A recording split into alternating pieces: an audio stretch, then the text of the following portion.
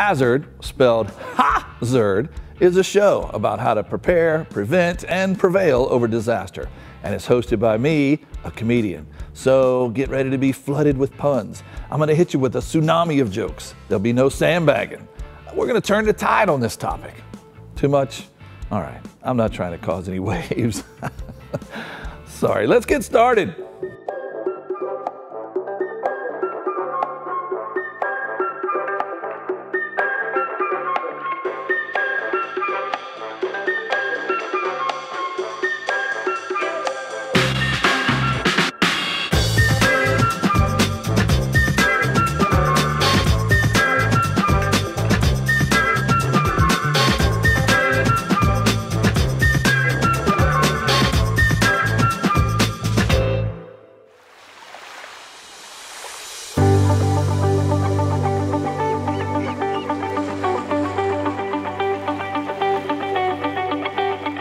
When life gets out of balance, it can be pretty hazardous. But when things are at just the right proportion, life is in balance and everything just works. In our world, arguably, one of Earth's most important balancing acts is the water cycle. The water cycle refers to the movement of water between the atmosphere and the ground. You know, precipitation, evaporation, runoff, and all that. The changing landscape of our country changes the equation of water balance, pushing water where it wouldn't naturally go before. Revolutionary industrial inventions of the 19th century improved the lives of many people and spurred the urbanization of our country. The movement of populations from rural to urban areas is a trend that continues today. According to the U.S. Census, in 2015, 62% of the American population lived in cities. These cities occupy only 3.5% of the 3.8 million square miles that is the United States. Density in these urban centers is more than 46 times higher than that outside the cities, which is nice if you need to do a flash mob TikTok video, but pretty inconvenient if you're just trying to make a left turn on Main Street. When you look at just the coast, you're talking about a population estimated at 133 million people, and a population density over 6 times greater than similar areas inland. Development in these vulnerable areas can prove even more hazardous for many reasons, including runoff. All this density means concentrated areas of developed land and threatens the equilibrium between the natural and man-made. Equilibrium, that's one of them big old fancy words. See, I'm here to provide balance between the fancy words and the normal words. Equilibrium means balance. By covering up soil and native vegetation, we end up stopping an important part of the water cycle from following its course. When the ground is covered with hard, unnatural surfaces, water cannot infiltrate or seep into the ground. This causes increased stormwater runoff and creates significant and persistent problems for city residents. But the urban landscape continues to evolve in a movement that could give a new meaning to grassroots. America's concrete jungles are now going green again. But can we find balance? I'll tell you, this is Hazard. First, we'll be using a couple of words to describe different types of ground cover: pervious and impervious. Pervious means allowing water to pass through.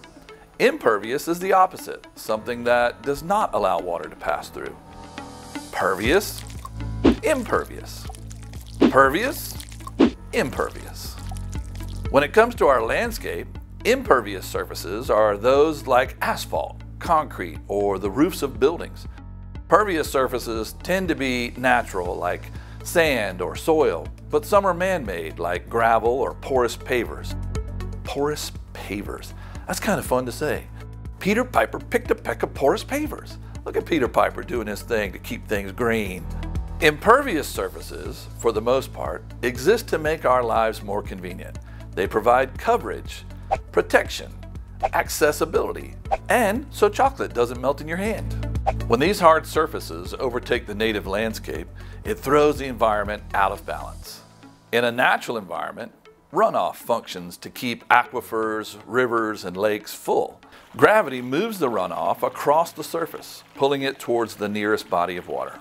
Along the way, much of the water will soak into the ground or vegetation, and some evaporates into the air. Heavy rain and snow events can increase runoff even in natural conditions. In a developed environment, the loss of native plants and soil reduces or eliminates the ability for stormwater to infiltrate the ground. This means, after rain events, an increased amount of runoff will continue across the surface on its way to rivers and streams. Roads, parking lots, and other impervious surfaces also channel and speed the flow of stormwater runoff, causing flash flooding, erosion, and habitat destruction.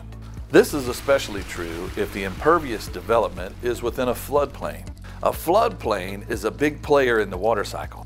In a natural environment, its job is to hold the stormwater until the runoff can slowly seep into the adjacent water body. If the floodplain is covered over with houses, roads, and buildings, this natural retention is lost. The water has nowhere to go, again causing persistent flooding, both in the floodplain and in surrounding areas. Impervious surfaces can also hold harmful pollutants, which are picked up by the stormwater runoff.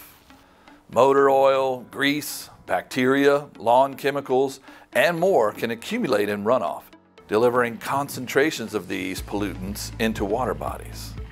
When allowed to happen, infiltration uses natural substrate to filter out pollutants. The EPA declared in the 2008 Stormwater Report that urbanization directly led to the degradation of the quality of virtually all urban streams. These problems are not going unnoticed. An obvious shift is taking place in the management of stormwater runoff and city development. You can likely see it in your town. Parking lots have trees, highways have islands, businesses have ponds. The incorporation of nature into the design of city landscapes is attractive, sure, but it is much more than that. Civil engineers use these techniques in an attempt to again strike a balance between the natural and unnatural environments. It's a delicate but necessary undertaking, and you can be part of the change. Stick with us. This is Hazard.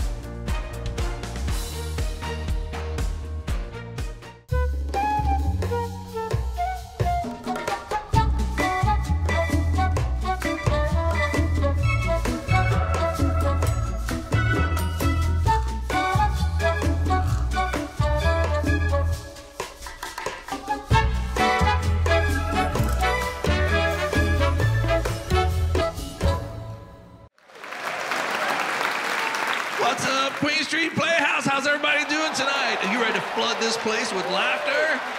All this talk about balance. Everything's about balance these days. You gotta have a balanced diet. You gotta have work-life balance. You gotta balance your finances. Balanced diet for me, cheeseburger, french fries, and a Diet Coke. Work-life balance, that's me trying not to get caught playing on Facebook while I'm in a Zoom meeting. Balance your finances? If I go to the ATM and it says I have a balance, today's a good day. Okay, I probably should work on my balance.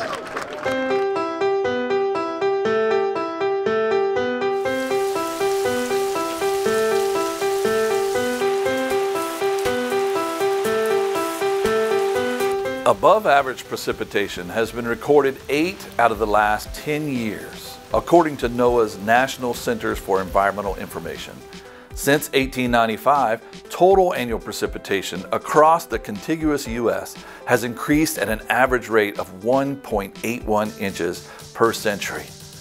I think precipitation deserves a precipitation trophy. This, along with upwardly trending temperature averages, leads scientists to believe that precipitation will continue to increase in the future. Gray infrastructure refers to stormwater drains, pipes, and basins, as well as sewer and treatment facilities that serve to move stormwater and sewage out of developed areas. Gray infrastructure can be a huge financial investment for a city, but can be very efficient for stormwater runoff management. But underground water systems suffer from out of sight, out of mind syndrome, and many need major upgrades, like that back tattoo I got in my 20s. The average life of a stormwater pipe is between 50 and 80 years, depending on the type of pipe, installation, the type of soil it's placed in, and if it smoked in its teens. Much of our stormwater infrastructure was constructed in the late 50s and early 60s. This infrastructure is now 60 to 70 years old, very close to its end of life. Further, some stormwater systems were not built to support the dense populations of the cities they serve. Increased runoff can overwhelm these systems, pushing water into places where it is not wanted. Gray infrastructure is necessary and important to move water out of developed areas, but modernization will be expensive. Instead of focusing on hard structures alone, cities are balancing their budgets by diversifying stormwater management strategies, mainly using what's called green infrastructure. The benefits of incorporating green infrastructure into city landscapes has been a main topic of conversation for stormwater management. According to the Water Environment Federation, while green infrastructure usually requires more frequent upkeep and generally entails more financial risk than gray infrastructure, properly placed green infrastructure can positively impact the bottom line. A report released by the World Bank and the World Resources Institute finds that green infrastructure can be a functional and financial complement to gray stormwater systems. Communities can now apply for green bonds or financial assistance specifically issued for installing green infrastructure. Green bonds typically have a lower interest rate than normal capital improvement bonds. The City of Columbia recently obtained the first green bond in South Carolina, $37.9 million. Public and private land developers incorporate a number of green infrastructure designs to strike the balance between urban demands and drainage. Likely you've seen them around town. Green infrastructure are things like retention ponds, which are large collection and storage pools that are especially effective during large rain events. Bioswales are long vegetated trenches, usually near roads, that hold and redirect stormwater off roadways and other impervious surfaces. Rain gardens, sometimes built with raised walls, consist of native plants that catch and filter stormwater runoff. Permeable pavements are engineered with small spaces between pavers that allow stormwater runoff to infiltrate the ground. The basic strategy when using green infrastructure is to expand natural cover within urban landscapes, which allows for the treatment of water where it falls.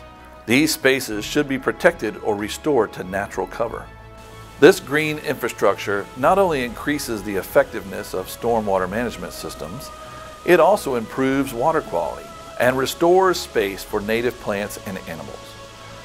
These habitats can enhance the beauty and livability of neighborhoods, sometimes providing recreational space for walking, biking, paddling, and more. Finding balance means considering multiple interests, like letting all the moms bring the world-famous macaroni pie to Thanksgiving dinner. Stormwater managers must work with other city planners to meet sometimes very different goals.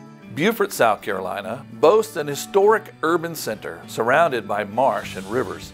The island city needed to address its flooding and water quality issues in its northwest quadrant without sacrificing preservation and other community goals. Enter green infrastructure.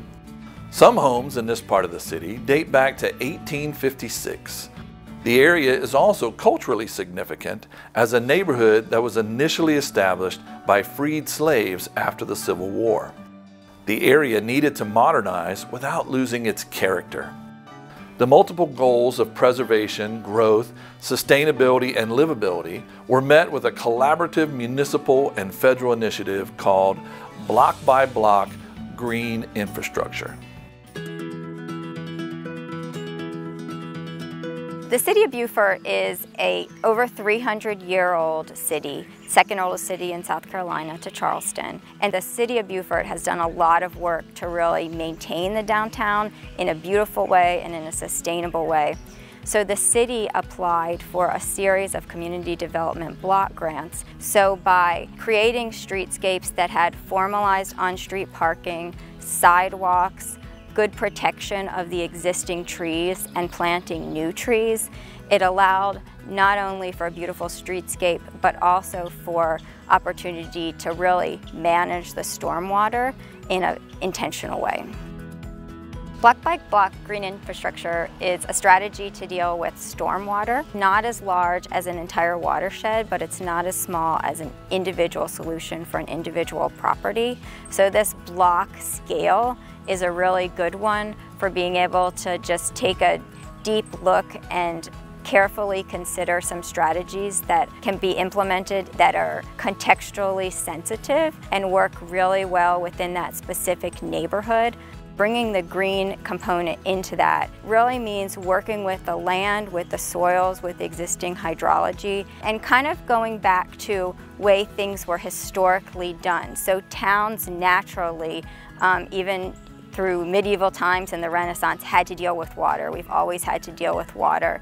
So the way that they did that, a lot of times integrated much better into the design of blocks and cities and neighborhoods, whereas now we have engineering solutions, so that's kind of our default. We just throw a bigger pipe and dig a bigger retention basin and put a chain link fence around it and call it a day. But there are definitely ways, I mean, as evidenced in the backdrop here, of using something that we need, which is a way to capture stormwater, but making it beautiful and actually making it an amenity. And as a result, when it's planted and it becomes a park, it becomes inhabited with the local flora and fauna, and it can filter water much better, so there's not as much of a heavy impact of that stormwater and stormwater runoff on the neighborhood and the land. This barricade is here for a reason. This barricade is here because what's behind it will kill you. Barricades, don't move them, don't drive around them, don't die. Turn around, don't drown. Green infrastructure and gray infrastructure, how do they even pick the colors for that? I mean, it doesn't matter to me. I'm actually colorblind. True story. People find out I'm colorblind, they always ask the same questions. They're like, oh, do you only see shades of gray? No, I watch other movies. Or they'll ask, how do you know what color the traffic lights are? People, I don't know if you realize this, they're always in the same position. The top one means stop, the bottom one means go, and the middle one means go faster. Yeah, you know what I'm talking about.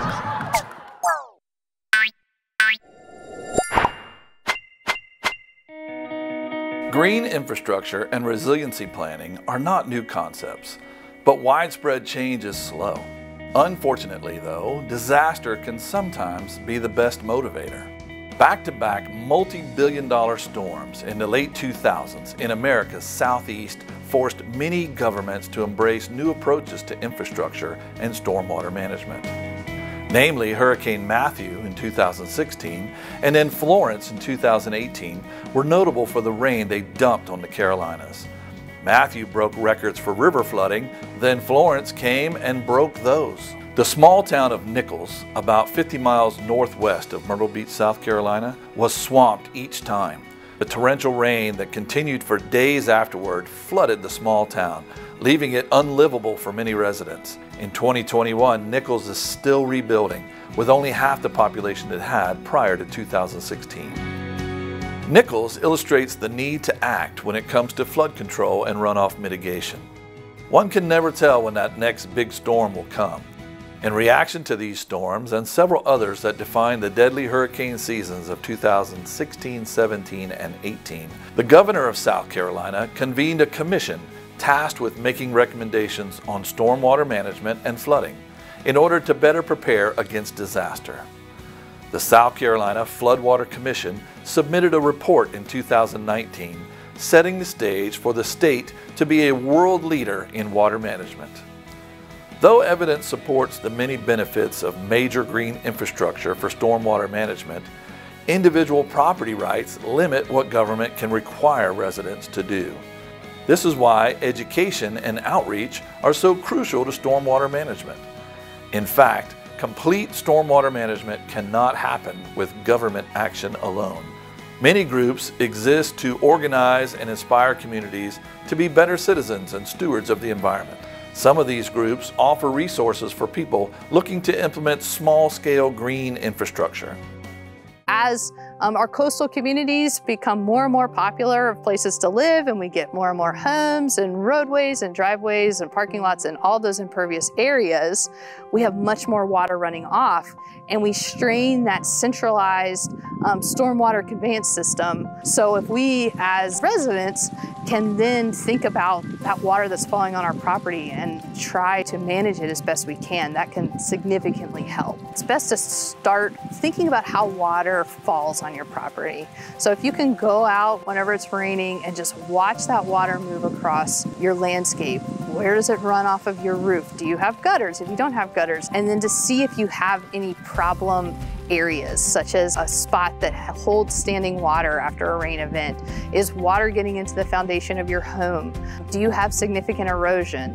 And then also noting, where does that water go? And making sure there's nothing that's blocking that conveyance. But then once you have that, then looking at your property from a holistic standpoint, so thinking about how you can give water an opportunity to slow down and to infiltrate. There's a lot of practices that we encourage residents to consider, such as rain gardens or reducing sidewalks or driveways, other impervious areas, incorporating native plants, installing rain barrels. Those are all what we call structural best management practices, or things that we can actually build into our landscape.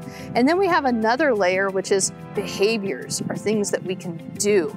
If you have a septic system, keeping that septic tank maintained is critical. So we recommend that your tank is serviced every 2 to 3 years, just to make sure that it's working as intended. Picking up after your pet. In Charleston County alone, it's been probably 10 years ago, they estimated about 10,000 pounds of pet waste a day is deposited into our landscapes. Properly disposing of that, picking that up and throwing it away into the trash will do a lot to protect our water resources from bacteria. Clemson Extension recommends to be wise when you fertilize. So we say don't guess, soil test. A soil test is really providing you a prescription.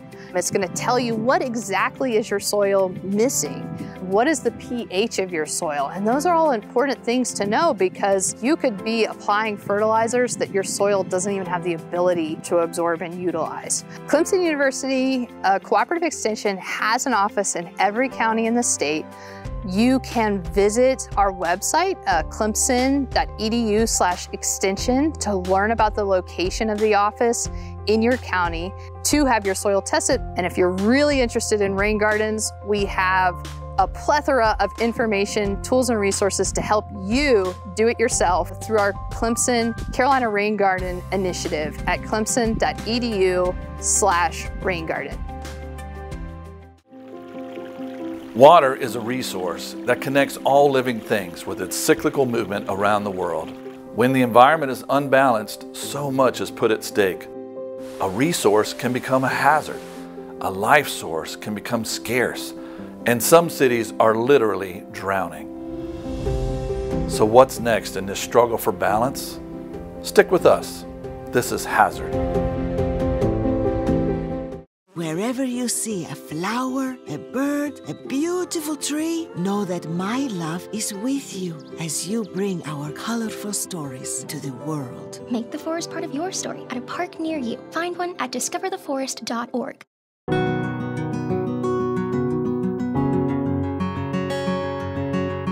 While urban flooding can be problematic at best and destructive at its worst, there is more at stake when existing stormwater systems are overwhelmed. Fast-moving runoff can alter the course of streams and rivers and destroy natural habitats. The pollutants that can be picked up by stormwater runoff can become too much for our water cycle to naturally filter, impacting surface waters, wildlife, and even our own health. Also, water that can't infiltrate the ground cannot replenish the aquifers. Many parts of the country deal with water scarcity or lack of fresh water. By 2024, at least 40 states are reporting that they anticipate some degree of water shortage. Rainwater could be a major benefit for these states if stormwater is able to be managed as a resource instead of treated as a hazard. Placing small-scale green infrastructure on your property will not only help improve water quality and reduce flooding, it can also earn you money. Rain gardens increase natural cover on your property by using native plants. Indigenous plants tend to have deeper roots, allowing for greater water infiltration during rainfall. Rain gardens can contribute to the aesthetics of your neighborhood and increase the value of your property. Rain barrels are affordable solutions for mitigating runoff. They collect water from a roof and hold it for later use on lawns, flower gardens, or indoor plants. This reduces the amount of water that flows from your property and gives you a free water source. Some communities even sponsor rain barrel giveaways for citizens. As far as hardscape, other options exist besides concrete and asphalt. Instead, consider the use of pervious pavement or gravel for your driveway. Pervious pavement mimics natural ground and allows water to pass through. It often ends up being more cost-effective by eliminating the need for conventional drainage features. The future of stormwater management is sustainability and recognizing the relationship between the natural and man-made environments. Governments must work together at a watershed level to deal with rain and snow as it falls. Planners should anticipate the trend towards more precipitation to continue. Additionally, all citizens must recognize their environmental footprints and seek harmony in their own backyards.